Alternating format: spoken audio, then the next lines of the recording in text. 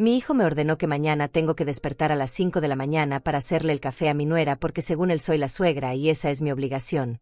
Pero anoche mientras él dormía programé su despertador para las 4 de la mañana y preparé una sorpresa que jamás van a imaginar. Hace 6 meses que César y Lucía vinieron a vivir a mi casa después de que perdieran su apartamento por no poder pagar el alquiler. Mi hijo había perdido su trabajo en la empresa de construcción donde ganaba $600 a la semana, y Lucía tuvo que cerrar su salón de belleza porque las deudas se acumularon hasta llegar a los $8,000. Llegaron con sus 2 maletas grandes y una caja de zapatos llena de facturas impagas, prometiendo que solo sería temporal, hasta que pudieran recuperarse económicamente. Al principio todo parecía normal. Yo cocinaba sus comidas favoritas, limpiaba sus cuartos y los ayudaba como cualquier madre haría por su hijo en apuros. César parecía agradecido y Lucía me ayudaba a lavar los platos después de cenar. Incluso llegué a pensar que era agradable tener compañía en esta casa que había estado tan vacía desde que murió mi esposo Roberto hace 3 años. Pero poco a poco César comenzó a cambiar. Primero fueron pequeñas órdenes disfrazadas de peticiones amables. Me pedía que les lavara la ropa porque Lucía estaba muy cansada de buscar trabajo todo el día. Después me pidió que cocinara solo sus comidas favoritas porque necesitaba sentirse mejor anímicamente para enfrentar las entrevistas de trabajo. Luego me pidió que limpiara su cuarto todos los días porque Lucía era alérgica al polvo. La cosa se puso extraña cuando César comenzó a hablarme como si yo fuera su empleada personal. Ya no me decía por favor ni gracias cuando le servía la comida. Sus órdenes llegaban secas y directas durante la cena, mientras Lucía asentía con la cabeza como si todo fuera completamente normal. Me decía que tenía que lavar su ropa con suavizante especial que costaba $12 la botella. Me exigía que cocinara carnes específicas que costaban $30 el kilo. Me ordenaba que limpiara la casa completa todos los días porque sus amigos podrían venir a visitarlo. Y yo obedecía todo como una tonta, creyendo que era mi deber ayudar a mi hijo hasta que pudiera salir adelante. El mes pasado César consiguió un trabajo nuevo en una compañía de seguros donde gana $400 a la semana. Lucía también encontró trabajo de medio tiempo en una peluquería donde gana $200 semanales. Entre los dos tienen ingresos de $600 por semana, suficiente para alquilar un apartamento pequeño y comenzar de nuevo. Pero no se han ido de mi casa. Es más, han empeorado su comportamiento conmigo. Anoche fue diferente. Después de cenar el pollo asado que había cocinado con mis propias manos y pagado con mi pensión de $250 mensuales, César se paró de la mesa, me miró directamente a los ojos y me dijo con una frialdad que me heló la sangre que mañana tenía que despertar a las 5 de la mañana para prepararle el café con leche a Lucía en la cama, con tostadas francesas y fruta fresca, porque ella estaba acostumbrada a desayunar temprano y yo era la suegra, por lo tanto esa era mi obligación. Lucía sonrió desde su silla, acariciándose el cabello rubio teñido que se hace cada 2 semanas en el salón donde trabaja, como si acabara de recibir el mejor regalo del mundo. No dijo ni una palabra para defenderme o para decir que no era necesario que una mujer de 71 años se levantara en la madrugada a servirle el desayuno. Simplemente disfrutó del momento mientras mi propio hijo me convertía en su sirvienta personal. Me quedé parada junto a la mesa, con los platos sucios en mis manos temblorosas, sintiendo como 45 años de sacrificios y amor incondicional se desmoronaban en un segundo.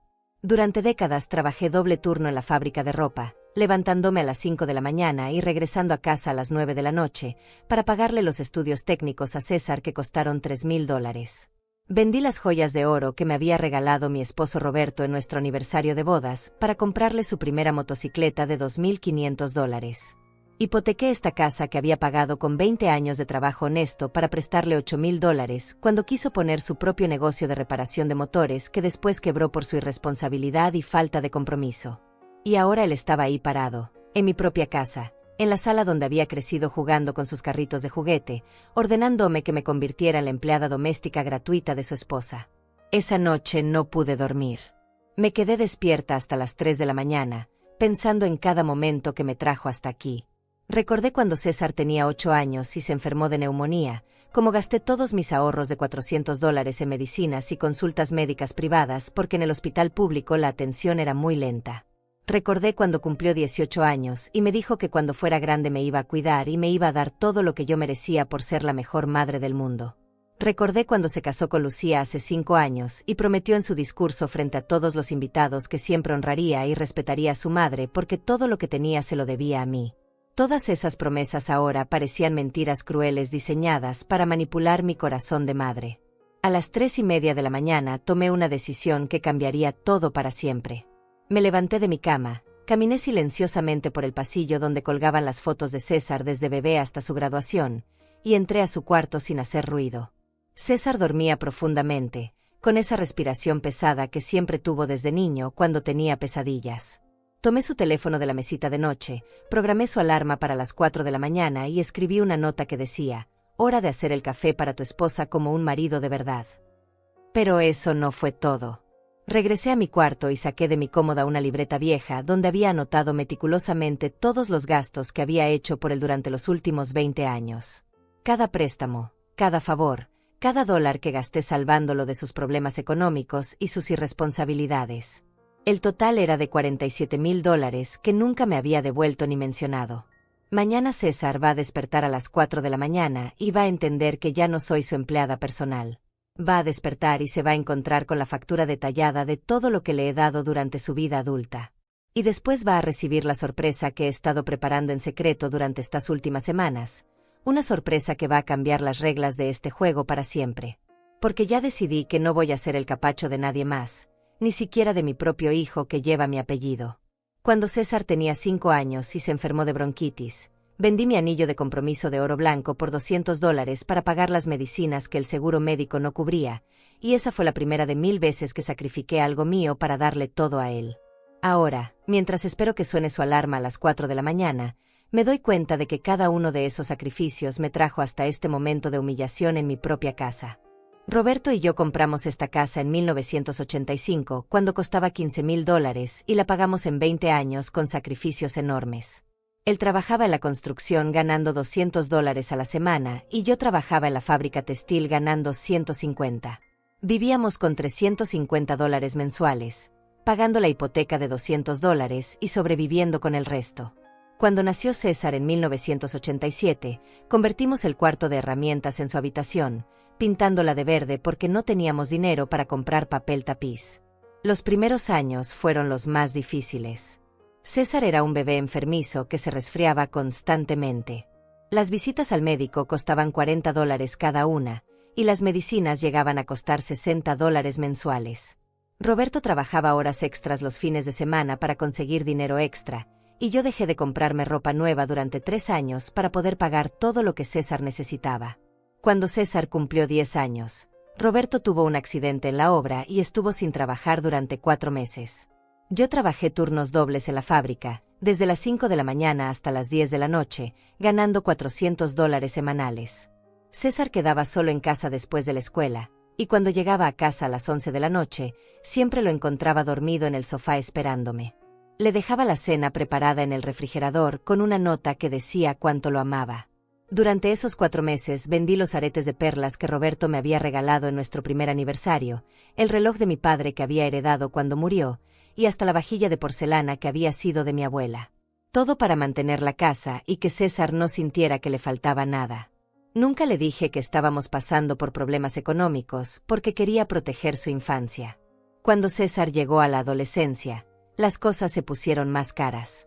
Necesitaba ropa nueva cada 6 meses porque crecía muy rápido, y los zapatos deportivos que quería costaban $120 el par. Sus compañeros de escuela tenían videojuegos y bicicletas nuevas, y César llegaba a casa preguntándome por qué él no podía tener las mismas cosas. Roberto y yo decidimos que nuestro hijo no iba a sentirse menos que nadie. Trabajamos turnos extras durante un año completo para comprarle la bicicleta de montaña que costaba $300, la consola de videojuegos que costaba $250 y la ropa de marca que sus amigos usaban. Yo dejé de ir al salón de belleza y comencé a cortarme el cabello yo misma para ahorrar los $30 mensuales que gastaba en mi arreglo personal. A los 17 años, César quiso estudiar mecánica automotriz en una escuela técnica privada porque decía que las escuelas públicas no tenían buenos programas. La colegiatura costaba $3,000 anuales durante 2 años. Roberto y yo no teníamos esos ahorros, así que hipotecamos la casa que ya habíamos terminado de pagar para conseguir el dinero. Firmamos papeles que nos comprometían a pagar $400 mensuales durante 15 años. César estudió mecánica durante 2 años, pero nunca se graduó porque en el último semestre decidió que no le gustaba ensuciarse las manos con aceite de motor. Abandonó la escuela a 3 meses de terminar, y los $6,000 que habíamos pagado se perdieron completamente. Cuando le pregunté por qué no había terminado, me dijo que había cambiado de opinión y que ahora quería trabajar en ventas porque era más fácil y se ganaba más dinero. A los 20 años, César consiguió trabajo en una concesionaria de carros usados donde ganaba $300 a la semana más comisiones. Se enamoró de una motocicleta Honda que costaba $2,500 y me pidió que le prestara el dinero porque el banco no le daba crédito por no tener historial crediticio. Roberto ya había muerto de un infarto el año anterior, y yo estaba viviendo sola con mi pensión de viuda de $400 mensuales. Vendí las joyas de oro que Roberto me había dado durante nuestros 25 años de matrimonio, los aretes de bodas, la pulsera de nuestro 10º aniversario y el collar que me regaló cuando nació César. En total conseguí $2,800. Le di los $2,500 a César para su motocicleta y me quedé con $300 para gastos personales. César prometió pagarme $50 mensuales hasta completar la deuda, pero después de 6 meses dejó de darme dinero porque decía que tenía muchos gastos y que ya me pagaría cuando tuviera mejor trabajo. Nunca me devolvió ni un centavo de esos $2,500. A los 23 años, César conoció a Lucía en una discoteca y se enamoró perdidamente. Lucía trabajaba como manicurista en un salón de belleza barato y ganaba $200 a la semana. César quería impresionarla llevándola a restaurantes caros y comprándole regalos costosos que no podía pagar con su salario. Comenzó a pedirme dinero prestado cada 15 días, $50 para una cena romántica, $80 para un perfume, $120 para un vestido que Lucía quería. Durante el primer año de su noviazgo, César me pidió más de $1,500 prestados para sus gastos con Lucía. Yo se los daba porque creía que estaba ayudando a mi hijo a ser feliz y a construir una relación sólida. Nunca imaginé que estaba financiando a un hombre irresponsable que no sabía el valor del dinero ni del trabajo honesto. Cuando César decidió casarse con Lucía, me pidió que los ayudara con la boda porque los padres de ella no tenían recursos económicos. La celebración que ellos querían costaba $8,000, el salón de fiestas, la comida para 100 invitados, el vestido de novia, el traje del novio, las flores, la música y el pastel. Yo tenía $4,000 ahorrados de mi pensión durante 3 años, pero no era suficiente. Hipotequé mi casa por segunda vez para conseguir los $4,000 restantes. Firmé papeles que me comprometían a pagar $250 mensuales durante 20 años, dinero que representaba más de la mitad de mi pensión mensual. Pero quería que César tuviera la boda de sus sueños y comenzara su matrimonio de la mejor manera posible. La boda fue hermosa. César se veía muy elegante en su traje negro de $500, y Lucía parecía una princesa en su vestido blanco de $1,200. Durante su discurso, César me agradeció públicamente frente a todos los invitados, diciendo que todo lo que tenía en la vida se lo debía a su madre, que yo era la mujer más generosa y sacrificada del mundo, y que él siempre me iba a cuidar y proteger. Todos los invitados aplaudieron emocionados, y yo lloré de felicidad pensando que mi hijo había entendido el valor de todo lo que había hecho por él durante su vida. 5 años después, César está parado en mi cocina ordenándome que me despierte a las 5 de la mañana para servirle el desayuno en la cama a su esposa, como si yo fuera su empleada doméstica personal. Todos esos sacrificios, todas esas noches sin dormir trabajando para darle lo mejor, todos esos momentos en que antepuse sus necesidades a las mías, me trajeron hasta este punto donde mi propio hijo me trata como si fuera invisible, como si todo lo que hice por él no hubiera existido jamás. Pero esta madrugada todo va a cambiar, porque ya no soy la misma mujer que vendía sus joyas para comprarle juguetes. Ya no soy la madre que se sacrificaba en silencio esperando gratitud que nunca llegó. Después de que César me ordenó prepararle el desayuno a Lucía en la cama, comencé a notar pequeños detalles extraños en su comportamiento que me hicieron entender que mis sospechas sobre sus verdaderas intenciones eran correctas. Esta mañana, cuando sonó su alarma a las 4, lo escuché maldecir y gritar desde su cuarto preguntándose quién había cambiado la hora, pero lo más perturbador fue lo que pasó después del desayuno. César bajó a la cocina a las 6:30 con una cara de furia que no le había visto desde que era adolescente. Tenía los ojos rojos de sueño y el cabello despeinado, pero lo que más me llamó la atención fue la forma en que me miró cuando me vio preparando mi propio café en mi propia cocina. No me dijo buenos días ni me preguntó cómo había dormido. Simplemente se paró frente a mí con los brazos cruzados y me preguntó con un tono helado si yo había sido la que cambió su alarma. Le mentí. Le dije que no sabía nada sobre su alarma y que tal vez su teléfono tenía algún problema técnico. César me estudió con una mirada desconfiada durante varios segundos, como si estuviera tratando de leer mis pensamientos. Después se acercó más a mí y me dijo algo que me heló la sangre, que desde ahora en adelante yo tenía prohibido entrar a su cuarto sin permiso, y que si volvía a tocar sus cosas personales me iba a castigar como se castiga a una empleada desobediente. La palabra empleada salió de su boca con tanta naturalidad que me di cuenta de que así era exactamente como me veía. No como su madre, no como la dueña de la casa donde vivía gratis, sino como su sirvienta personal que podía regañar y amenazar cuando se le ocurriera. Pero lo más alarmante vino después, cuando Lucía bajó a desayunar usando uno de sus vestidos más elegantes y zapatos de tacón alto, como si fuera una reunión importante. Se sentó en la mesa y me pidió que le sirviera huevos benedictinos con salmón ahumado, un desayuno que cuesta aproximadamente $20 en los restaurantes de lujo. Cuando le dije que no tenía esos ingredientes en casa, ella me miró con desprecio y me dijo que entonces tendría que ir al supermercado gourmet a comprar todo lo necesario. César apoyó inmediatamente a su esposa, diciendo que si Lucía quería huevos benedictinos con salmón, eso era exactamente lo que yo tenía que prepararle. Me extendió $40 de su billetera y me ordenó que fuera al mercado inmediatamente, porque Lucía tenía una cita importante a las 10 de la mañana y necesitaba desayunar bien para tener energía. Fue en ese momento cuando noté algo muy extraño.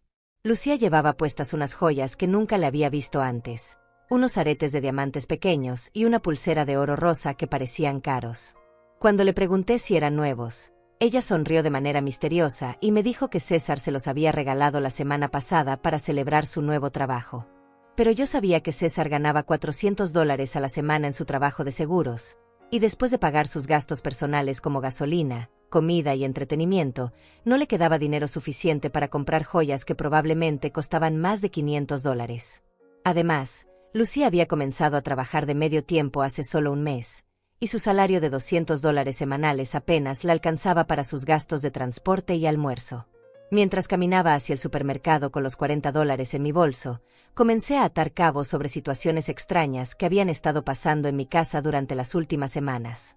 La semana pasada encontré facturas de restaurantes caros en la basura, una cena en un restaurante italiano que costó $120, otra en un asadero que costó $90 y una tercera en un bar de copas que costó $70. En total habían gastado $280 en una sola semana en entretenimiento. También había notado que César y Lucía recibían paquetes de compras en línea casi todos los días. Ropa nueva, zapatos, perfumes, accesorios para el cabello de Lucía, y hasta una cafetera expreso que costaba $300 que instalaron en su cuarto para no tener que bajar a la cocina por las mañanas. Cuando les pregunté cómo podían permitirse tantas compras, César me dijo que habían recibido un bono en sus trabajos y que merecían darse algunos gustos después de tantos meses de dificultades. Pero algo no cuadraba en esa explicación. Si tenían tanto dinero extra para restaurantes caros y compras innecesarias, ¿por qué seguían viviendo en mi casa sin pagar absolutamente nada de renta, servicios públicos o comida? ¿Por qué no se habían mudado a su propio apartamento como habían prometido cuando llegaron? En el supermercado, mientras compraba el salmón ahumado que costaba $18 la libra y los ingredientes para la salsa holandesa, me di cuenta de que César y Lucía habían encontrado la situación perfecta. Vivir gratis en una casa cómoda con una empleada doméstica gratuita que les cocinaba, limpiaba y atendía todas sus necesidades, mientras ellos gastaban todos sus ingresos en lujos personales y entretenimiento. Cuando regresé a casa, escuché voces en el cuarto de César y decidí escuchar desde el pasillo. Lucía estaba hablando por teléfono con alguien, y lo que escuché me confirmó mis peores sospechas. Le decía a la persona del otro lado de la línea que había encontrado la manera perfecta de ahorrar dinero para el viaje a Europa que querían hacer en diciembre. Viviendo con la suegra no tenían que pagar renta, ni servicios, ni comida, y además tenían servicio doméstico completo las 24 horas. Después escuché la risa cruel de Lucía cuando le contó a su amiga cómo César había logrado convencerme de que era mi obligación como suegra atenderla como si fuera una reina. Le dijo textualmente que yo era tan ingenua y manipulable que probablemente podían quedarse en mi casa durante años sin pagar nada, mientras ahorraban todo su dinero para comprarse una casa propia en el futuro. Lo más doloroso fue escuchar cuando Lucía le dijo a su amiga que César había calculado que podrían ahorrar $1,200 mensuales viviendo conmigo gratis, y que en 2 años tendrían suficiente dinero para el enganche de una casa de $100,000. Básicamente estaban usando mi hogar como su plan de ahorro personal, y me estaban usando a mí como su empleada doméstica gratuita. Cuando terminé de preparar los huevos benedictinos con salmón y se los llevé a Lucía en una bandeja elegante, ella ni siquiera me dio las gracias. Probó el primer bocado, hizo una mueca de disgusto y me dijo que la salsa holandesa estaba muy espesa y que tenía que prepararla otra vez porque así no se la podía comer.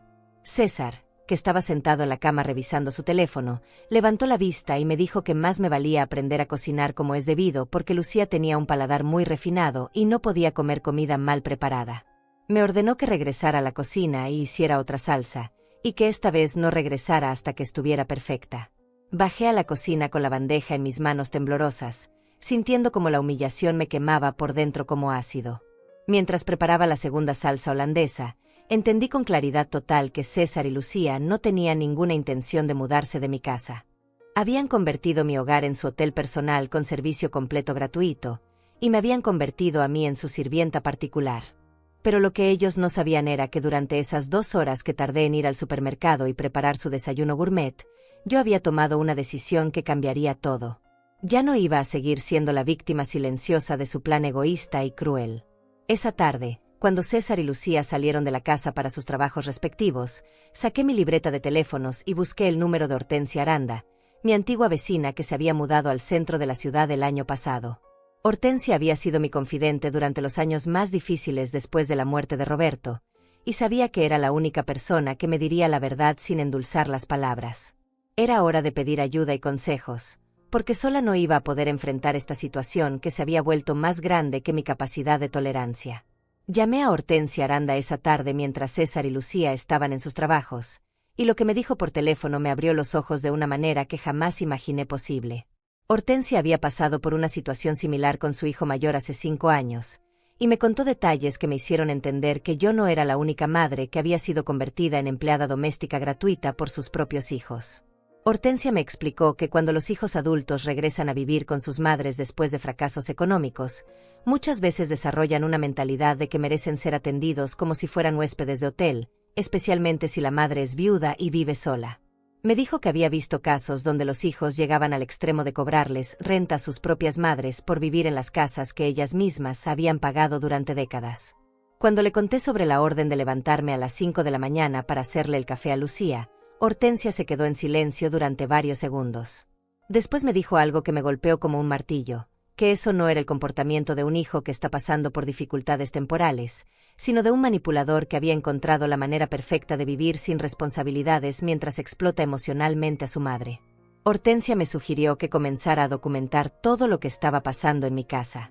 Me dijo que escribiera en un cuaderno cada orden que me dieran, cada gasto que me hicieran hacer, cada falta de respeto que recibiera. También me aconsejó que comenzara a investigar cuáles eran mis derechos legales como dueña de la propiedad donde vivían sin pagar renta. Esa noche, después de servir la cena que consistió en carne asada de $30 el kilo que César había exigido específicamente, comencé mi cuaderno de documentación. Escribí la fecha, la hora, y describí cada evento del día, la alarma cambiada, la orden del desayuno gourmet, la compra del salmón de $18, la humillación de tener que rehacer la salsa holandesa y las conversaciones que había escuchado sobre sus planes de ahorro a mi costa. Al día siguiente, las cosas empeoraron considerablemente. César llegó del trabajo a las 5 de la tarde con una actitud completamente diferente. Se sentó en la sala de mi casa como si fuera el dueño y me llamó para que fuera a hablar con él. Cuando me acerqué, me entregó una hoja de papel escrita a mano y me dijo que había preparado una lista de mis nuevas responsabilidades como ama de casa. La lista incluía cosas que me parecieron completamente irracionales: despertar todos los días a las 5 de la mañana para preparar el desayuno gourmet de Lucía, limpiar su cuarto todos los días incluyendo hacer la cama y lavar su ropa interior a mano, planchar toda su ropa los domingos, hacer las compras del supermercado todos los martes y viernes comprando solo ingredientes de alta calidad, cocinar cenas de 3 tiempos todas las noches, y mantener la casa impecable las 24 horas en caso de que llegaran visitas inesperadas. Pero lo más indignante de la lista era el último punto, que yo tenía que pedir permiso antes de usar la sala de televisión después de las 7 de la noche, porque ese era el horario en que César y Lucía querían tener privacidad para relajarse después de sus días de trabajo. Cuando terminé de leer la lista Levanté la vista y vi a César esperando mi respuesta con una expresión de autoridad que me resultó completamente irreconocible. Este no era el niño que había criado con tanto amor y sacrificio. Este era un extraño que había decidido convertir a su propia madre en su empleada personal. Le pregunté si estaba hablando en serio, y César me respondió con una frialdad que me cortó la respiración. Me dijo que él y Lucía habían estado muy generosos conmigo al permitirme vivir en la misma casa que ellos, pero que si quería seguir disfrutando de su compañía, tenía que entender cuál era mi lugar y cuáles eran mis responsabilidades. Lucía apareció en ese momento bajando las escaleras, vestida con un conjunto nuevo que probablemente había costado $200. Se acercó a César, le dio un beso en la mejilla, y me miró con una sonrisa que parecía dulce pero tenía algo malicioso en los ojos. Me preguntó si ya había revisado la lista de tareas, y cuando le dije que sí, me dijo que esperaba que entendiera que ellos necesitaban cierto nivel de comodidad y servicio para sentirse cómodos en la casa. Después Lucía agregó algo que me dejó sin palabras. Me dijo que había hablado con sus amigas casadas sobre la situación, y que todas le habían confirmado que era completamente normal que las suegras se encargaran de atender a sus nueras cuando vivían en la misma casa. Me dijo que en las familias bien organizadas, cada persona tenía su función específica, y que mi función era asegurarme de que ella y César tuvieran todo lo que necesitaban para ser felices y productivos. Esa noche, mientras lavaba los platos de la cena que había costado $60 en ingredientes especiales, me di cuenta de que César y Lucía habían planeado esta conversación cuidadosamente. No había sido una decisión espontánea o una reacción emocional. Habían pensado estratégicamente cómo formalizar mi posición como su empleada doméstica, incluso creando reglas escritas para asegurarse de que yo entendiera completamente mi nuevo estatus en mi propia casa. Al día siguiente comencé a seguir secretamente las instrucciones de Hortensia sobre documentar todo. Anoté que me levanté a las 5 de la mañana para preparar el desayuno de Lucía, que gasté $22 en ingredientes especiales, que limpié su cuarto durante una hora encontrando ropa cara tirada por todas partes, y que César me regañó porque no había aspirado debajo de su cama. También comencé a buscar información en Internet sobre mis derechos como propietaria de la casa.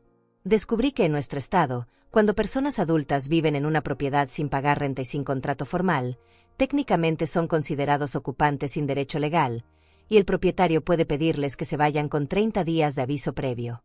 Pero lo más importante que descubrí fue que existían abogados especializados en casos de abuso familiar económico, que es exactamente lo que me estaba pasando.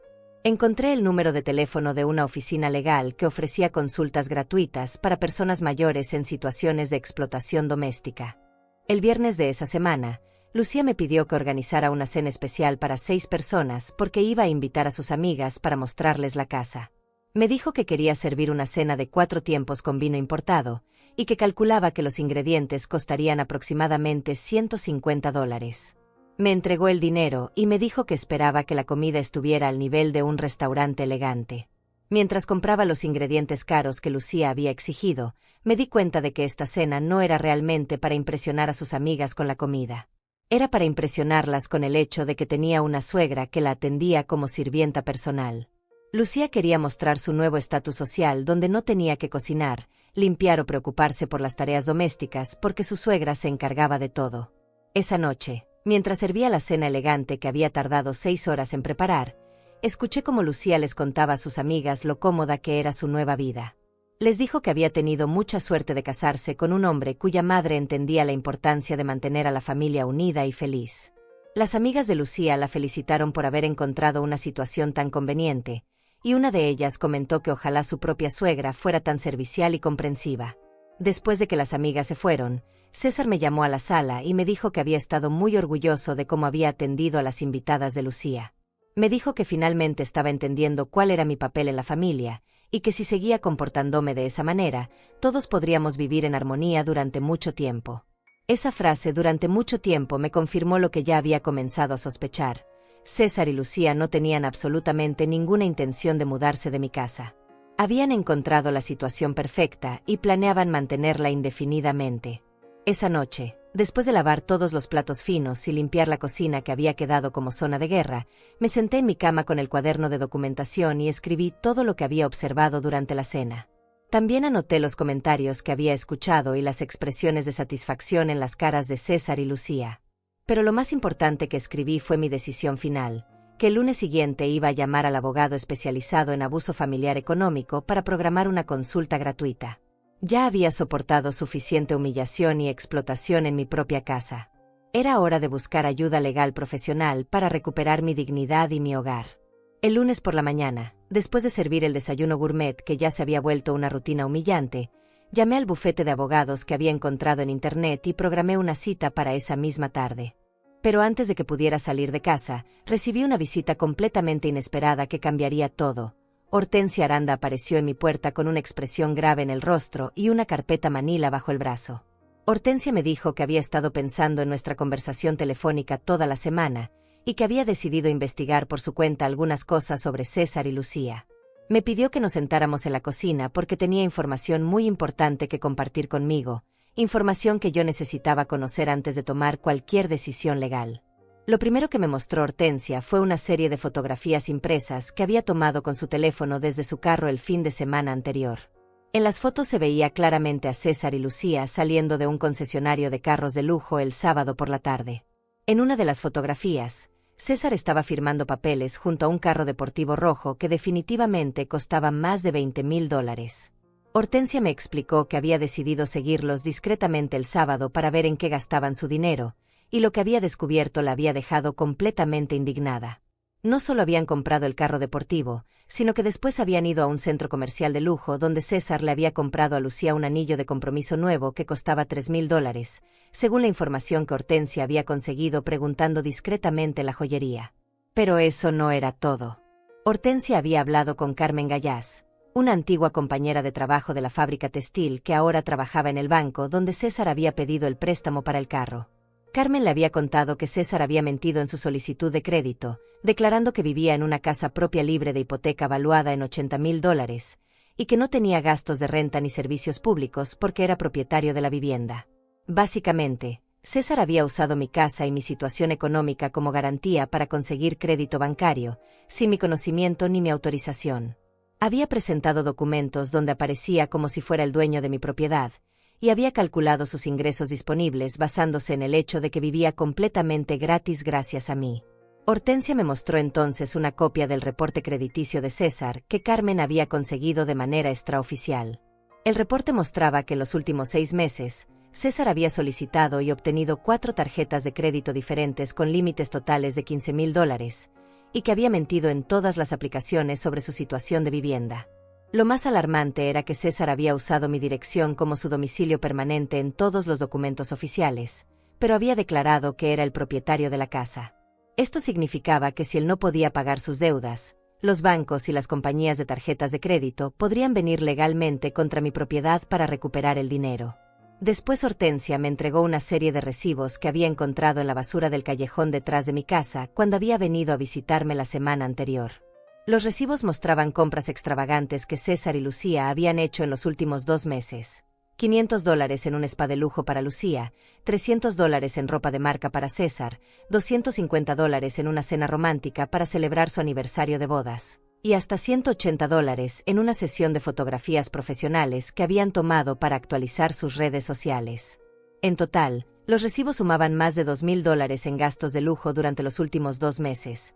Mientras ellos vivían completamente gratis en mi casa y me obligaban a gastar mi propia pensión en comida gourmet para ellos. Pero la información más devastadora que Hortensia había descubierto vino cuando me mostró una conversación de WhatsApp que había screenshot del teléfono de su sobrina Laura Treviño, que trabajaba en la misma empresa de seguros que César. Laura había escuchado una conversación entre César y sus compañeros de trabajo donde César se había jactado de haber encontrado la manera perfecta de vivir como millonario con un salario de clase media. En la conversación, César les había contado a sus colegas que había calculado que viviendo gratis con su madre podía ahorrar $1,400 mensuales, que usaba para inversiones y compras de lujo. Les había dicho textualmente que su madre era tan manipulable y culposa que probablemente podía mantener esa situación durante años, especialmente porque ella se sentía obligada a cuidarlo después de todos los sacrificios que había hecho por él durante su infancia. Lo más cruel de esa conversación era cuando César había dicho que su madre era demasiado vieja y sentimental para enfrentarse a él, y que él había aprendido exactamente qué botones emocionales presionar para mantenerla obediente y servicial. Había descrito a su propia madre como una herramienta útil para conseguir sus objetivos financieros. Después de escuchar toda esta información, me quedé sentada en mi silla de la cocina en completo silencio durante varios minutos. Sentía como si acabara de despertar de un sueño confuso y me diera cuenta de que había estado viviendo una pesadilla real. Todo lo que había interpretado como problemas temporales de mi hijo era en realidad un plan elaborado y malicioso para explotarme económica y emocionalmente. Hortensia me tomó de las manos y me dijo que entendía perfectamente lo que estaba sintiendo, porque ella había pasado por algo similar cuando descubrió que su hijo mayor había estado robándole dinero de sus cuentas bancarias durante 2 años.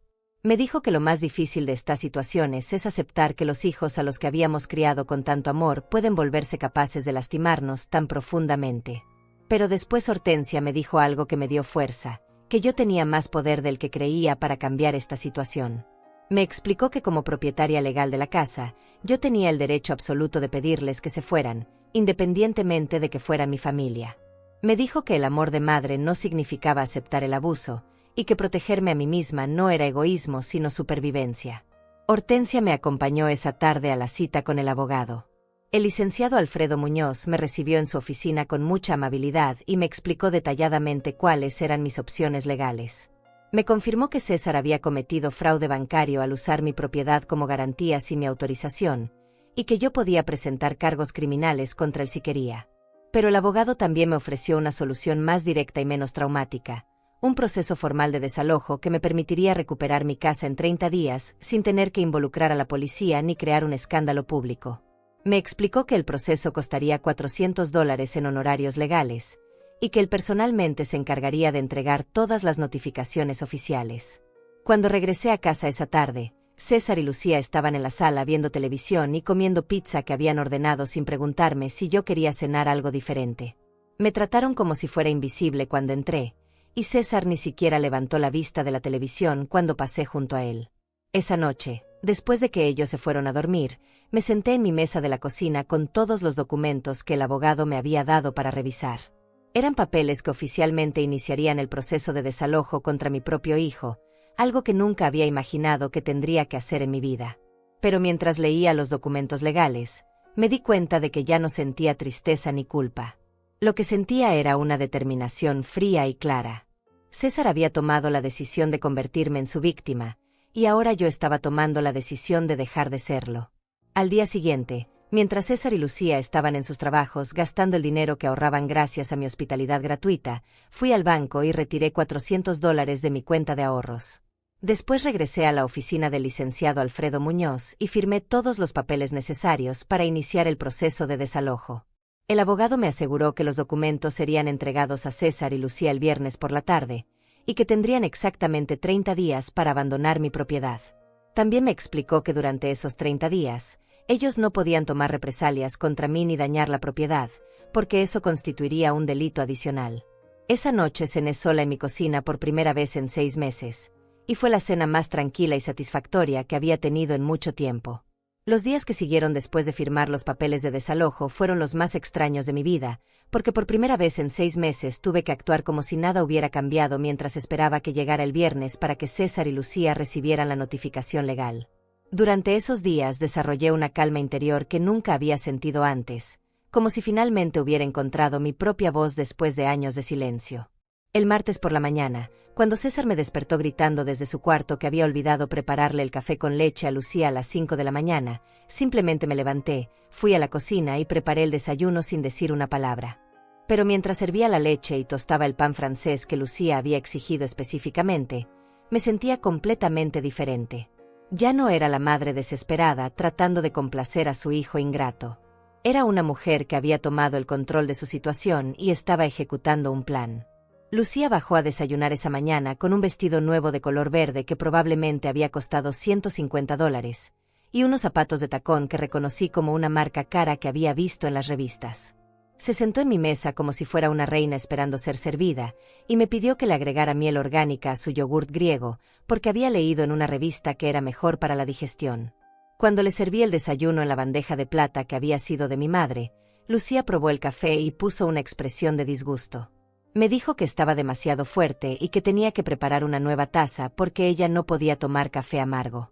En lugar de sentirme humillada como otras veces, Simplemente sonreí y le dije que por supuesto, que inmediatamente le prepararía otro café exactamente como le gustaba. Lucía me miró extrañada por mi actitud tan tranquila, pero no dijo nada. Mientras preparaba el segundo café, pensé en cómo dentro de 3 días ella recibiría los papeles legales que le explicarían que tendría que preparar su propio café en otra casa durante el resto de su vida. Esa tarde decidí hacer algo que no había hecho en meses. Llamé a mi prima Joana Aranda, que vive en la capital, y la invité a venir a visitarme el fin de semana. Joana se sorprendió mucho de mi llamada porque sabía que César y Lucía estaban viviendo conmigo, y no entendía por qué de repente quería tener visitas. Le dije que tenía ganas de verla y que tenía algunas noticias importantes que compartir con ella. Joana aceptó venir el sábado por la mañana y quedarse hasta el domingo. Cuando le conté a César sobre la visita de Joana durante la cena, él puso una cara de molestia evidente. Me dijo que no le parecía apropiado que yo invitara gente a la casa sin consultarlo primero, porque él y Lucía necesitaban su privacidad y no querían sentirse incómodos con extraños en su espacio personal. La frase «su espacio personal» me resultó tan absurda que casi me río en voz alta. César estaba hablando de mi propia casa como si fuera su propiedad privada, y estaba tratando de prohibirme invitar a mi propia familia. Le respondí con mucha calma que Joana era mi prima y que tenía derecho a recibirla en mi casa cuando quisiera. César se molestó visiblemente con mi respuesta, pero no insistió en el tema porque probablemente no quería crear un conflicto antes de recibir los documentos legales que cambiarían todo. El miércoles por la mañana recibí una llamada del licenciado Alfredo Muñoz, confirmando que todo estaba listo para la entrega de los papeles el viernes a las 5 de la tarde. Me explicó que él personalmente vendría a mi casa acompañado de un oficial del juzgado para entregar oficialmente las notificaciones de desalojo a César y Lucía. Me dijo que yo no tenía que estar presente durante la entrega si no quería, pero que era importante que después de ese momento no permitiera que ellos me presionaran o manipularan emocionalmente. Esa noche, mientras limpiaba la cocina después de preparar una cena de $40 que César había exigido para impresionar a un compañero de trabajo que había venido a cenar, me di cuenta de que ya no sentía resentimiento hacia ellos. Lo que sentía era una mezcla de pena y alivio. Pena porque mi hijo se había convertido en una persona que yo no reconocía, y alivio porque finalmente había encontrado la manera de liberarme de una situación que me estaba destruyendo lentamente. El jueves por la mañana decidí hacer algo simbólico pero importante. Cambié todas las cerraduras de mi casa. Contraté a un cerrajero que cobró $120 por instalar cerraduras nuevas en la puerta principal y en la puerta trasera. Cuando César me preguntó por qué había hecho eso, le dije que habían estado entrando ladrones a las casas del vecindario y que quería sentirme más segura. César aceptó mi explicación sin sospechar nada, pero yo sabía que las cerraduras nuevas eran realmente para asegurarme de que después del desalojo ellos no pudieran entrar a mi casa sin mi permiso. Esa tarde, mientras César y Lucía estaban en sus trabajos, saqué todas las fotos familiares que habían estado colgadas en las paredes durante años y las guardé en cajas en mi cuarto. No quería que durante el proceso de desalojo hubiera objetos sentimentales que César pudiera usar para manipular mis emociones o hacerme sentir culpable. También revisé todos los documentos importantes de la casa y me aseguré de que estuvieran guardados en una caja fuerte que había comprado el año anterior. Los documentos de propiedad de la casa, mi testamento, mis pólizas de seguro, y todos mis papeles bancarios estaban seguros donde César no podría encontrarlos ni tomarlos durante el proceso de mudanza. El jueves por la noche, César llegó a casa con una actitud extrañamente alegre.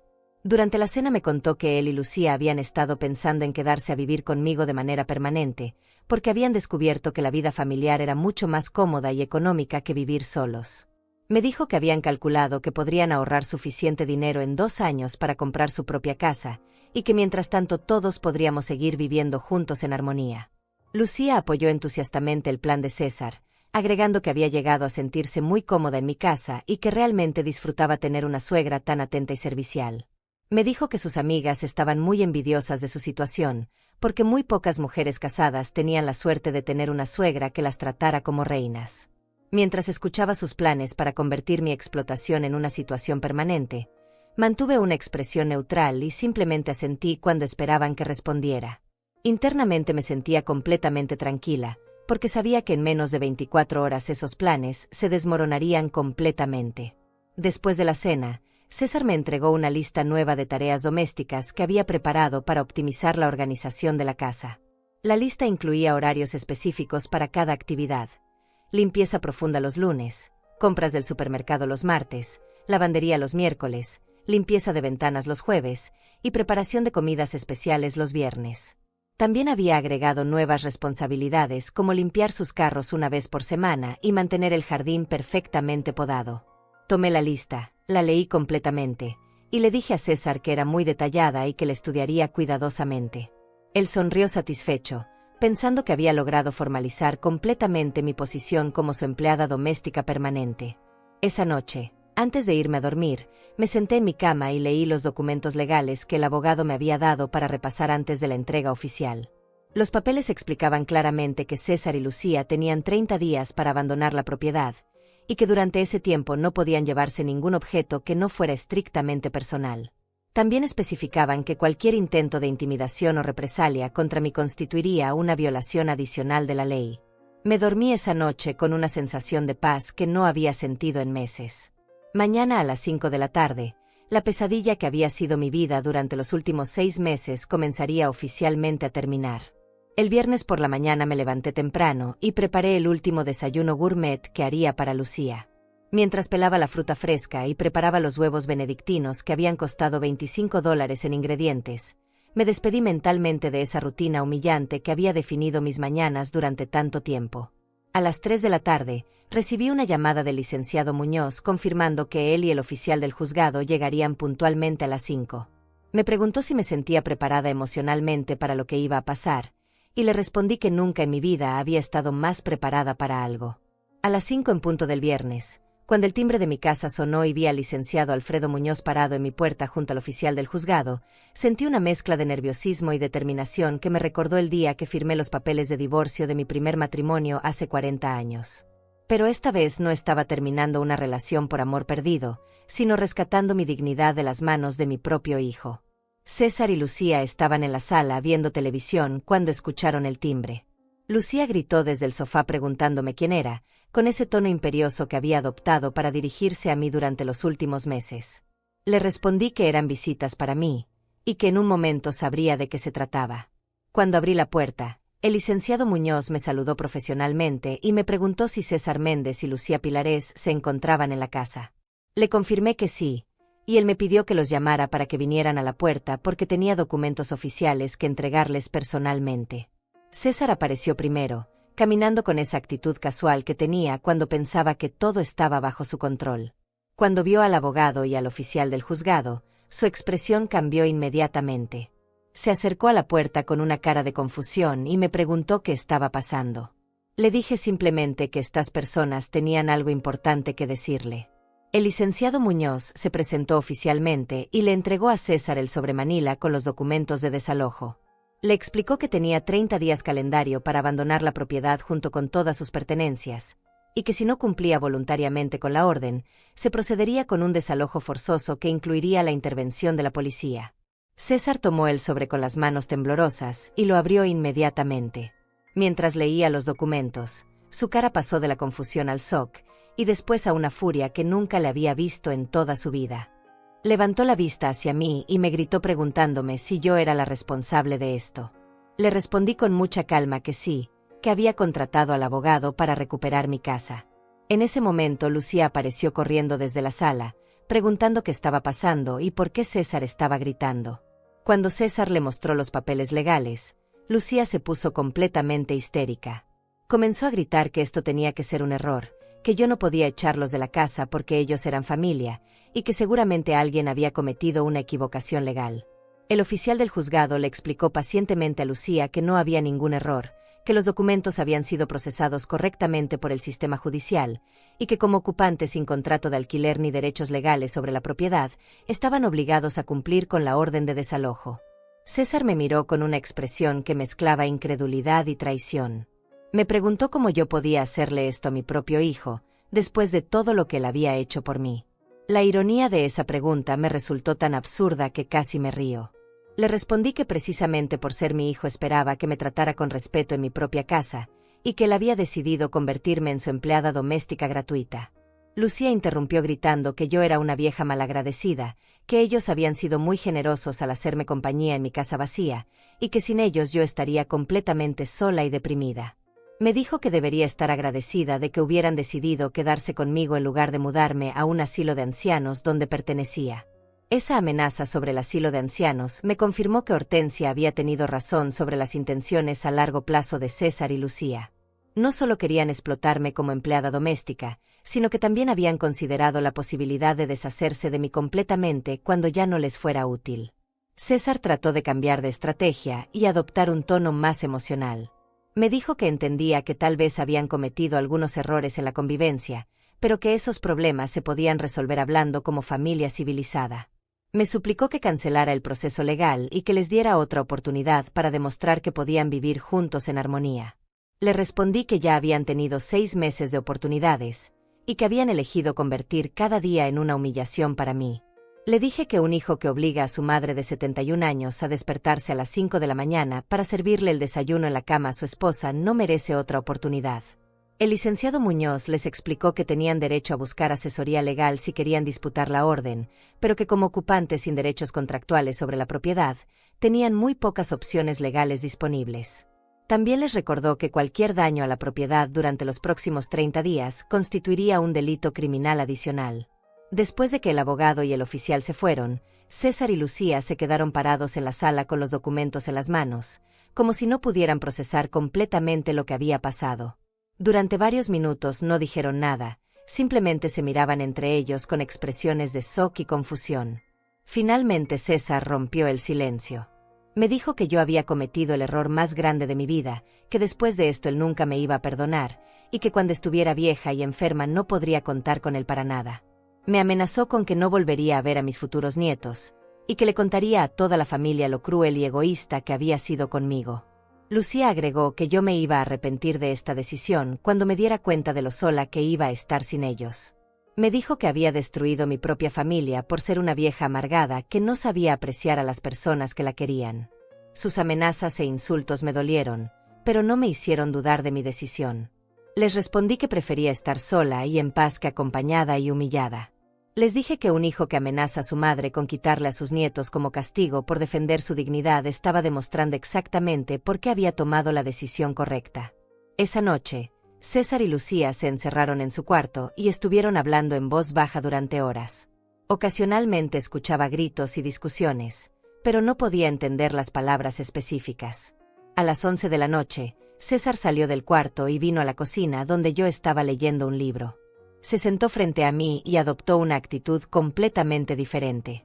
Con una voz suave y controlada, me dijo que había estado pensando en toda la situación y que se daba cuenta de que tal vez habían sido demasiado exigentes conmigo.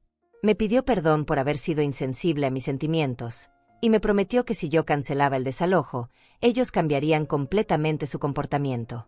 César me propuso un nuevo arreglo donde ellos pagarían $300 mensuales de renta, se encargarían de sus propias comidas y limpieza, y me tratarían con el respeto que merecía como su madre y como dueña de la casa.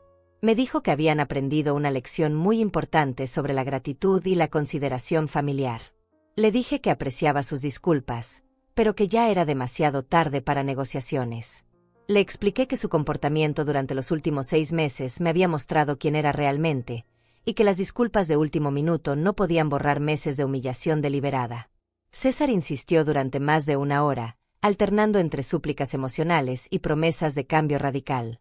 Me recordó todos los momentos felices de su infancia, me habló sobre la importancia de mantener unida a la familia, y me aseguró que Lucía también estaba dispuesta a pedirme perdón y cambiar su actitud completamente. Pero yo permanecí firme en mi decisión. Le dije que los 30 días que le había dado la ley eran más que suficientes para encontrar un nuevo lugar donde vivir, y que esperaba que usaran ese tiempo productivamente en lugar de tratar de manipularme para cambiar de opinión. Cuando César se dio cuenta de que no iba a conseguir que cambiara de decisión, su máscara de arrepentimiento se cayó completamente. Me dijo que yo me había convertido en una mujer egoísta y sin corazón, que había perdido el amor por mi propio hijo, y que él iba a hacer todo lo posible para asegurarse de que yo pagara las consecuencias de mi crueldad. Le respondí que las únicas consecuencias que me importaban eran recuperar mi paz y mi dignidad en mi propia casa. Le dije que tenía 30 días para irse, y que después de eso podría vivir su vida como quisiera, pero lejos de mí. Esa noche me fui a dormir sintiendo una mezcla de tristeza y alivio. Tristeza porque la relación con mi hijo había llegado a este punto de ruptura total, pero alivio porque finalmente había tomado el control de mi propia vida. Los siguientes días después de la entrega de los documentos legales fueron como vivir en una zona de guerra fría dentro de mi propia casa. César y Lucía oscilaban entre intentos desesperados de manipulación emocional y ataques directos diseñados para hacerme sentir culpable y cambiar de decisión. Pero por primera vez en 6 meses, yo tenía el control de la situación y ellos lo sabían. El sábado por la mañana, Lucía apareció en la cocina a las 5:30 con los ojos rojos de haber llorado toda la noche. Se sentó frente a mí mientras preparaba mi café y comenzó a hablarme con una voz quebrada que claramente había ensayado.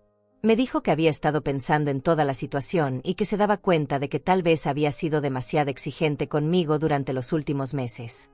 Lucía me contó una historia elaborada sobre su infancia difícil, donde su propia suegra la había maltratado cuando se casó con su primer esposo, y que por eso había desarrollado una actitud defensiva con las figuras maternas. Me pidió perdón con lágrimas en los ojos, diciendo que yo había sido como la madre que nunca tuvo, y que la idea de perderme la estaba destruyendo emocionalmente. Después Lucía me ofreció un trato que evidentemente había planeado cuidadosamente. Me propuso que si yo cancelaba el desalojo, ella se encargaría de todas las tareas domésticas de la casa mientras yo descansaba y disfrutaba mi jubilación como una reina. Me dijo que había estado ciega por la comodidad de ser atendida, pero que ahora entendía que mi papel debería ser el de la matriarca respetada de la familia, no el de la empleada.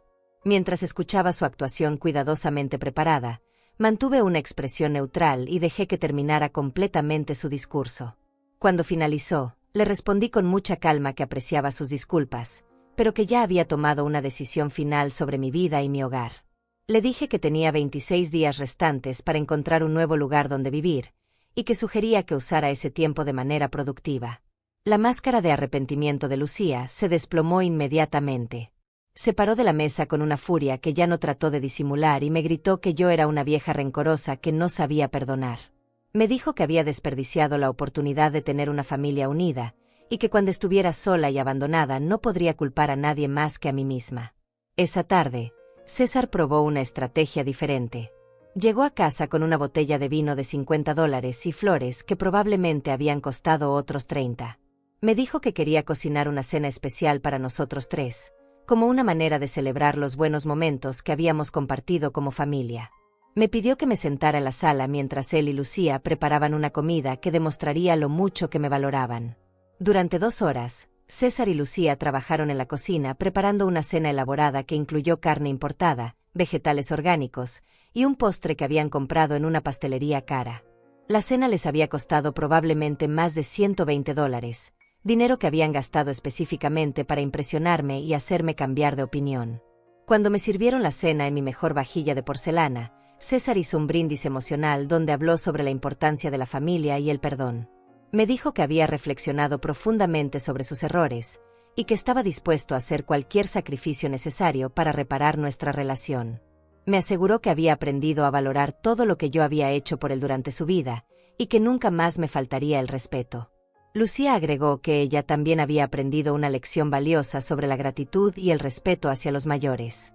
Me prometió que si yo les daba otra oportunidad, ella se convertiría en la nuera más atenta y servicial que pudiera imaginar. Me dijo que había hablado con sus amigas sobre la situación, y que todas le habían explicado que las suegras merecían ser tratadas como reinas en sus propias casas. Mientras comía la cena cara que habían preparado como soborno emocional, les agradecí por el esfuerzo y les dije que la comida estaba deliciosa.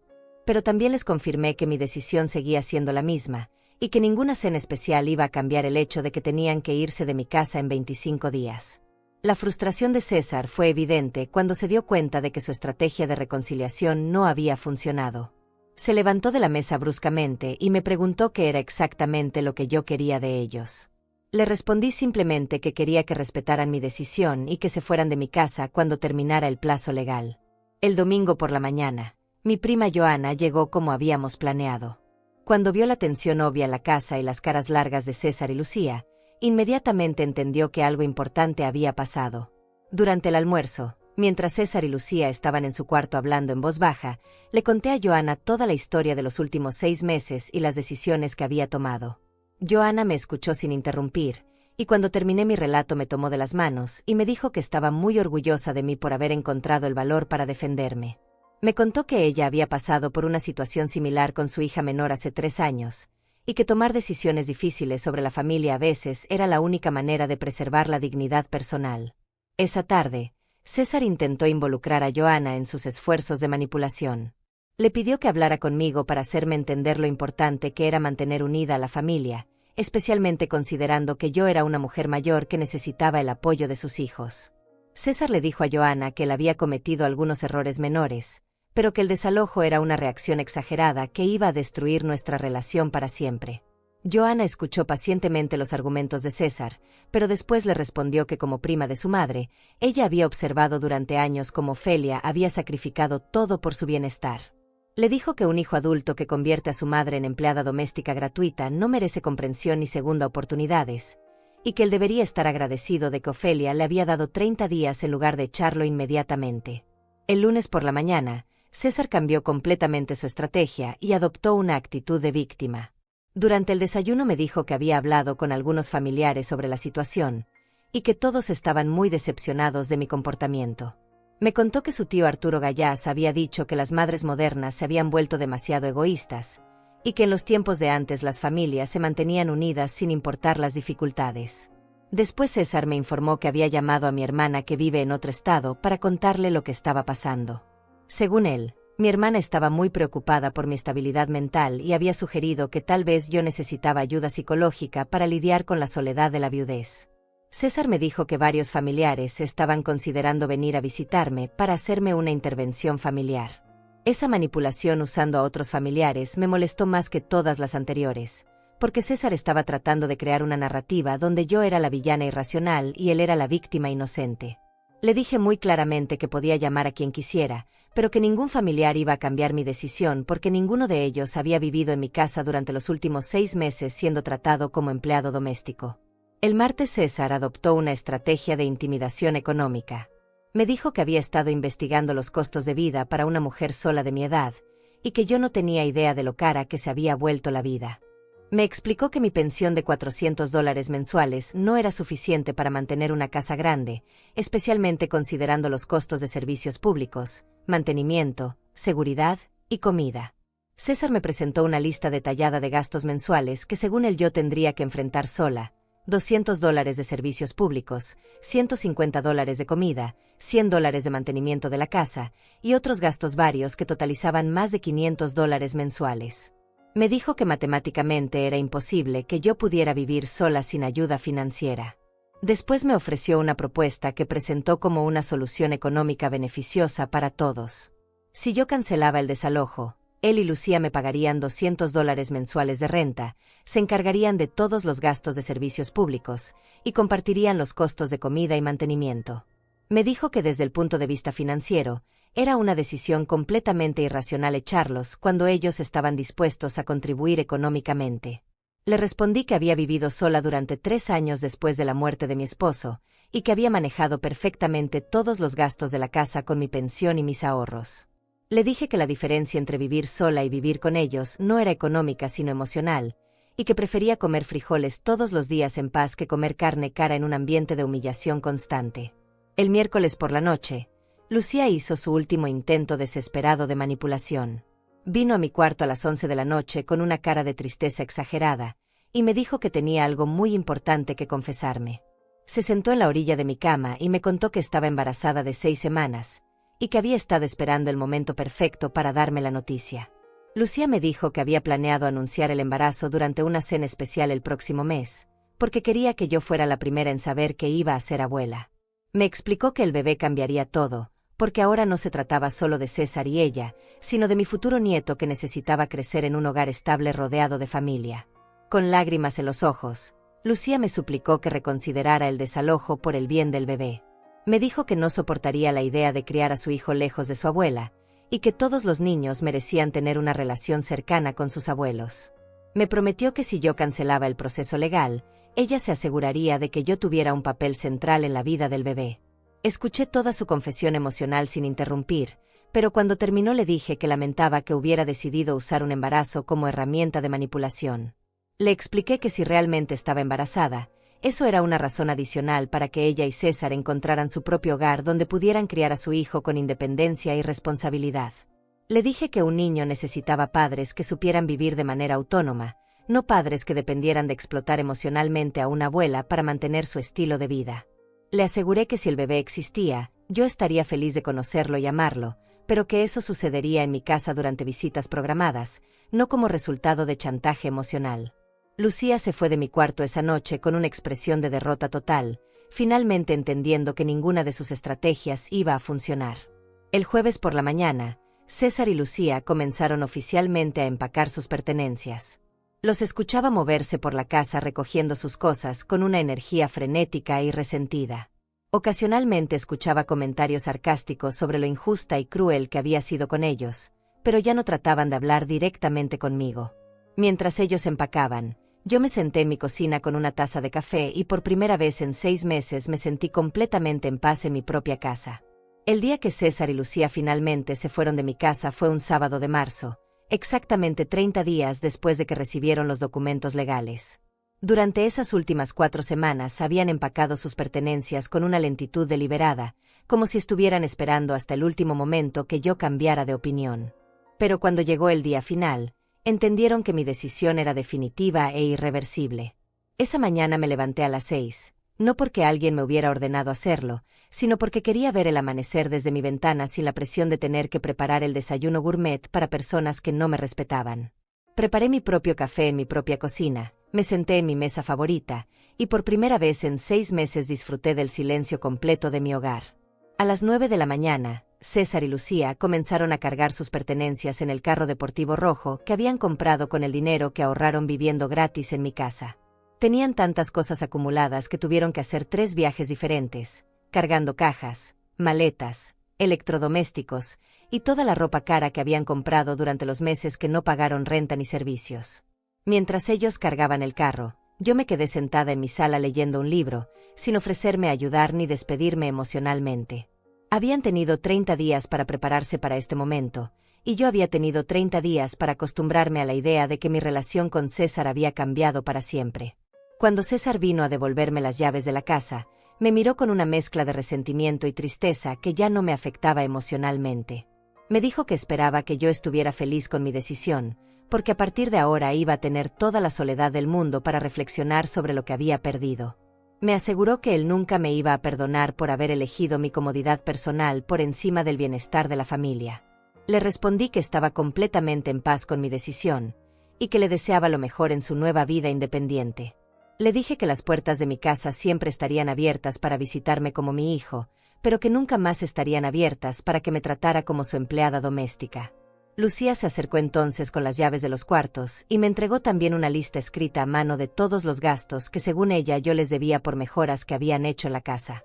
La lista incluía la cafetera Espresso de $300 que habían instalado en su cuarto, las cortinas nuevas que habían comprado para la sala, y hasta el costo de la pintura que habían usado para retocar algunas paredes.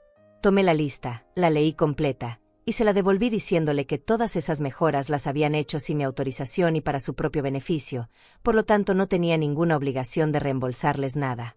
Le expliqué que cuando alguien vive gratis en una casa durante 6 meses, cualquier gasto que haga en mejoras debe considerarse como una contribución mínima en lugar de una inversión reembolsable. Después de entregar las llaves, César y Lucía se fueron sin decir adiós. Los vi alejarse por la ventana de mi sala, y lo único que sentí fue un alivio profundo y una sensación de libertad que no había experimentado en mucho tiempo. Durante las siguientes semanas, mi vida cambió completamente. Ya no tenía que despertarme a las 5 de la mañana para servir desayunos gourmet. Ya no tenía que gastar mi pensión en comida cara para personas que no me agradecían. Ya no tenía que limpiar cuartos ajenos ni lavar ropa interior que no era mía. Por primera vez en 6 meses, mi tiempo me pertenecía completamente. Comencé a redescubrir actividades que había abandonado durante los meses de explotación doméstica. Volví a leer novelas en las tardes, retomé mi afición por la jardinería, y hasta comencé a tomar clases de pintura en el centro comunitario del barrio. Con el dinero que ya no gastaba en comida gourmet para César y Lucía, pude permitirme pequeños lujos personales como revistas, libros nuevos y materiales de arte. También comencé a recibir visitas de amigas y familiares que habían evitado venir a mi casa durante los meses que César y Lucía vivían conmigo. Hortensia venía a tomar café todos los miércoles, mi prima Joana me visitaba cada 2 semanas, y hasta mi vecina Carmen Gallás había comenzado a pasar por las tardes para conversar en el jardín. Un mes después del desalojo, recibí una llamada de César. Me dijo que él y Lucía habían alquilado un apartamento pequeño que les costaba $600 mensuales, y que estaban teniendo dificultades económicas para pagar la renta, los servicios y la comida. Me pidió un préstamo de $1,000 para ayudarlos con los gastos de instalación en su nuevo hogar. Le respondí que lamentaba sus dificultades económicas, pero que ya no era mi responsabilidad financiera resolver sus problemas de adultos. Le sugerí que redujera sus gastos en entretenimiento y compras innecesarias, y que aprendiera a vivir dentro de sus posibilidades reales. Le dije que esa era una lección importante que debería haber aprendido hace mucho tiempo. César se molestó con mi negativa y me dijo que yo había cambiado completamente, que me había vuelto una mujer fría e insensible. Le respondí que no había cambiado, simplemente había dejado de permitir que me explotaran emocionalmente. Le expliqué que el amor de madre no significaba rescatar constantemente a un hijo adulto de las consecuencias de sus propias decisiones irresponsables. 2 meses después del desalojo, Lucía me llamó para contarme que realmente estaba embarazada y que quería que yo estuviera presente en la vida del bebé como abuela. Me invitó a almorzar en un restaurante para hablar sobre cómo podríamos reconstruir nuestra relación familiar ahora que iba a haber un nieto de por medio. Acepté la invitación porque genuinamente quería conocer a mi futuro nieto, pero dejé muy claras mis condiciones. Le dije que estaría feliz de ser una abuela amorosa, pero que eso sucedería en mis términos y en mi casa durante visitas programadas. Le expliqué que no iba a volver a convertirme en niñera gratuita ni en empleada doméstica, sin importar cuántos nietos tuvieran. Lucía aceptó mis condiciones porque necesitaba ayuda económica y emocional durante el embarazo, pero pude ver en sus ojos que no había entendido realmente la lección. Todavía pensaba que eventualmente podría manipularme para volver a la situación anterior usando al bebé como herramienta emocional. 6 meses después de recuperar mi casa, mi vida había encontrado un equilibrio y una paz que no había sentido en años. Había aprendido que establecer límites claros no era crueldad sino supervivencia emocional. Había descubierto que la soledad elegida era infinitamente mejor que la compañía tóxica. Y había entendido que el amor verdadero hacia los hijos a veces requiere permitir que enfrenten las consecuencias de sus acciones. Ahora, cuando me levanto cada mañana en mi propia casa, a la hora que yo decido, para preparar el desayuno que yo quiero comer, me siento agradecida por haber encontrado el valor para defenderme. Ya no soy la empleada doméstica gratuita de nadie. Soy Ofelia Méndez, una mujer de 71 años que recuperó su dignidad y su hogar. A todas las mujeres que me escuchan y que tal vez están pasando por situaciones similares, quiero decirles que nunca es demasiado tarde para defenderse. Que el amor de madre no significa aceptar el abuso, y que merecemos respeto en nuestras propias casas sin importar la edad que tengamos. Si mi historia les sirvió para reflexionar sobre sus propias vidas, me harían muy feliz dejando un comentario contándome qué piensan. Y si conocen a alguna mujer que necesite escuchar estas palabras, por favor compartan este video para que llegue a más personas que puedan necesitar encontrar su propia voz. Gracias por acompañarme en esta historia, y recuerden que nunca somos demasiado mayores para empezar una vida nueva.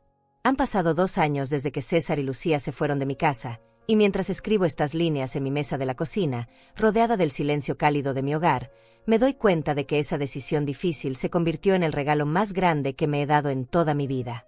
Hoy es mi cumpleaños 73. Y por primera vez en décadas le estoy celebrando exactamente como quiero, con una taza de café recién hecho, un pedazo de pastel que compré solo para mí, y la satisfacción profunda de saber que cada momento de mi día me pertenece completamente. La historia de mi nieto Sebastián comenzó 4 meses después del desalojo, cuando Lucía dio a luz a un bebé hermoso que llegó al mundo con los ojos curiosos de su abuelo Roberto. Desde el principio establecí reglas claras sobre mi participación como abuela, visitas los domingos por la tarde durante 2 horas, siempre en mi casa, y nunca como niñera de emergencia o cuidadora gratuita. César y Lucía intentaron varias veces convencerme de que cuidara al bebé mientras ellos trabajaban, ofreciéndome apenas $50 semanales por 40 horas de cuidado infantil, pero mantuve mis límites firmes. El primer año fue difícil para ellos económicamente. César perdió su trabajo en la compañía de seguros porque llegaba tarde constantemente, agotado por las noches sin dormir con el bebé y la presión financiera de mantener un apartamento. Lucía tuvo que regresar a trabajar 2 meses después del parto, ganando apenas $200 semanales en un salón de belleza barato. Entre los dos apenas conseguían $800 mensuales, que no les alcanzaban para la renta de $600, los servicios de 150, la comida de 300, y los gastos del bebé de $200. Cada vez que me llamaban pidiendo ayuda económica, yo les respondía con sugerencias prácticas. Mudarse a un apartamento más barato, buscar trabajos de medio tiempo adicionales, vender el carro deportivo que seguían pagando a $450 mensuales, o prescindir de gastos innecesarios como la televisión por cable y las comidas en restaurantes. Pero en lugar de hacer sacrificios, preferían seguir pidiendo rescates financieros que yo ya no estaba dispuesta a proporcionar. La transformación más sorprendente sucedió durante el segundo año. César finalmente consiguió un trabajo estable en una empresa de construcción donde ganaba $500 semanales, pero solo después de que el banco amenazó con quitarle el carro deportivo por pagos atrasados. Lucía aumentó sus ingresos a $300 semanales trabajando en un salón de belleza más establecido, y juntos comenzaron a vivir dentro de sus posibilidades reales por primera vez en sus vidas adultas. Poco a poco, César comenzó a tratarme con un respeto que no había mostrado en años. Durante nuestras visitas dominicales, llegaba puntualmente, me agradecía por mi tiempo con Sebastián, y hasta comenzó a preguntarme sobre mi vida y mis actividades. Nunca se disculpó directamente por los meses de explotación doméstica, pero su comportamiento cambió de manera evidente. Lucía, por otro lado, mantenía una cortesía forzada que dejaba claro que todavía me culpaba por sus dificultades económicas. Mi vida personal floreció de maneras que no había anticipado. Con la libertad financiera de no mantener a 2 adultos parásitos, pude permitirme pequeños lujos que habían estado fuera de mi alcance durante años.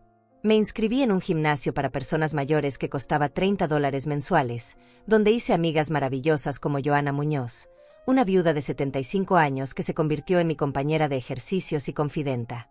También retomé mi pasión por la costura, comprando una máquina nueva de $300 que me permite crear mis propios vestidos y reparar ropa para mis vecinas a cambio de pequeñas cantidades de dinero. Este ingreso extra, aunque modesto, me da una sensación de independencia económica que había perdido durante los años de gastos excesivos apoyando a César. El jardín de mi casa se convirtió en mi refugio favorito. Invertí $200 en plantas nuevas, herramientas de jardinería y semillas de vegetales que ahora me proporcionan tomates, lechugas y hierbas frescas durante todo el año. Las mañanas que antes dedicaba a preparar desayunos gourmets para personas ingratas ahora las paso regando mis plantas y disfrutando del canto de los pájaros que anidan en los árboles que planté. Mi relación con Hortensia se profundizó hasta convertirse en una amistad genuina basada en experiencias compartidas y respeto mutuo. Nos reunimos cada miércoles para almorzar y hablar sobre nuestras vidas, sin la presión de resolver los problemas de hijos adultos y responsables.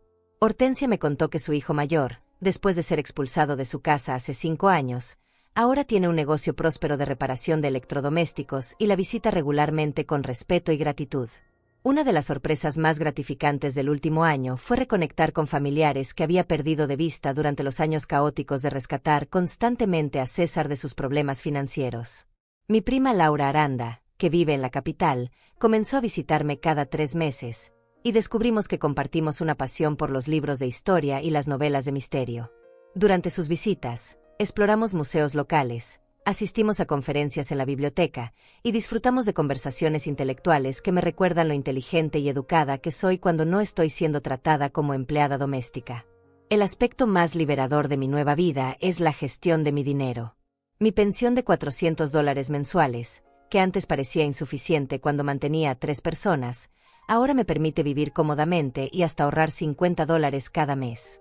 He acumulado $1,200 en una cuenta de ahorros que uso para emergencias médicas y pequeños viajes ocasionales. El año pasado pude permitirme un viaje de 4 días a las montañas con un grupo de mujeres mayores del centro comunitario.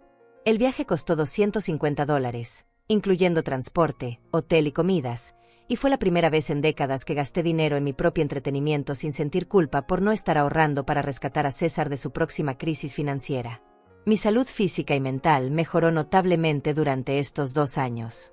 El estrés crónico de vivir en un ambiente de explotación emocional había afectado mi presión arterial y mi patrón de sueño. Ahora duermo 8 horas completas cada noche, mi presión arterial se normalizó, y tengo energía para actividades que había abandonado. Los ejercicios en el gimnasio me ayudaron a mantener mi movilidad y fuerza, y las clases de yoga me enseñaron técnicas de relajación que uso cuando ocasionalmente siento ansiedad sobre el futuro. La relación con mi nieto Sebastián se desarrolló de manera natural y amorosa dentro de los límites que establecí. Cada domingo por la tarde, él llega a mi casa con ojos brillantes y sonrisas que me llenan el corazón de alegría genuina. Hemos creado rituales especiales. Leemos cuentos en mi mecedora favorita, jugamos con bloques de construcción en la alfombra de la sala, y él me ayuda a regar las plantas del jardín con una regadera pequeña que compré específicamente para él. Lo más importante es que Sebastián me conoce como su abuela amorosa, pero no como su cuidadora de emergencia. Cuando César y Lucía tienen compromisos sociales o problemas de trabajo, buscan niñeras pagadas en lugar de presionarme para que cambie mis planes. Esta dinámica saludable me permite disfrutar de mi nieto sin el resentimiento que habría desarrollado si me hubieran convertido en cuidadora gratuita. Hace 6 meses, César me sorprendió con una conversación que nunca había esperado. Durante una de nuestras visitas dominicales, después de que Sebastián se quedó dormido en mis brazos, César me dijo que había estado reflexionando sobre los meses que vivió en mi casa y que finalmente entendía por qué había tomado la decisión de echarlo.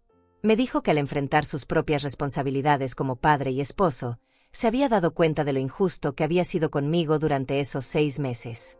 No fue exactamente una disculpa completa, pero fue un reconocimiento de que mi decisión había sido correcta y necesaria.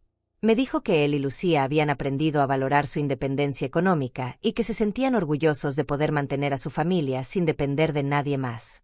También me agradeció por no haber cedido a sus manipulaciones, porque eso los había obligado a madurar como adultos responsables. Lucía, aunque menos expresiva en sus sentimientos, también comenzó a tratarme con una cordialidad genuina que contrasta dramáticamente con la actitud imperativa que tenía cuando vivía en mi casa. Durante las visitas dominicales, ella y yo hemos encontrado temas de conversación que van más allá de Sebastián. Hablamos sobre nuestros trabajos, nuestras lecturas, y hasta sobre recetas de cocina que intercambiamos. El aspecto más profundo de mi transformación personal ha sido redescubrir mi propia identidad más allá del rol de madre sacrificada. Durante décadas definí mi valor personal en términos de cuánto podía dar y sacrificar por mi hijo, pero ahora entiendo que mi bienestar emocional y mi dignidad personal son igualmente importantes. He aprendido que establecer límites no es egoísmo sino autorrespeto, y que decir no a las demandas irracionales es una forma de amor propio. Algunas noches, cuando me siento en mi terraza trasera viendo las estrellas, reflexiono sobre la mujer que era hace 2 años comparada con la mujer que soy ahora. La Ofelia de antes vivía en un estado constante de ansiedad, tratando de complacer a personas que nunca estarían satisfechas sin importar cuánto sacrificara. La Ofelia de ahora vive con una serenidad profunda, sabiendo que cada decisión que tomo está basada en mi propio bienestar y valores. Si pudiera hablar con otras mujeres que están pasando por situaciones similares, les diría que nunca es demasiado tarde para recuperar el control de sus vidas, que el amor hacia los hijos no requiere la anulación personal, y que enseñar límites saludables es uno de los mejores regalos que podemos dar a nuestras familias. Les diría que la soledad elegida es infinitamente superior a la compañía tóxica, y que merecemos respeto en nuestros propios hogares sin importar nuestra edad. Mañana comenzaré mi día como siempre, despertando cuando mi cuerpo esté listo, preparando el desayuno que quiero comer y planeando actividades que me traigan alegría. Sebastián vendrá el domingo como siempre, y disfrutaremos de nuestro tiempo juntos en mis términos. César y Lucía seguirán construyendo su vida independiente, y yo seguiré siendo una parte amorosa pero no explotable de sus vidas. Esta es mi historia de liberación personal, y espero que inspire a otras mujeres a encontrar su propia voz y valor.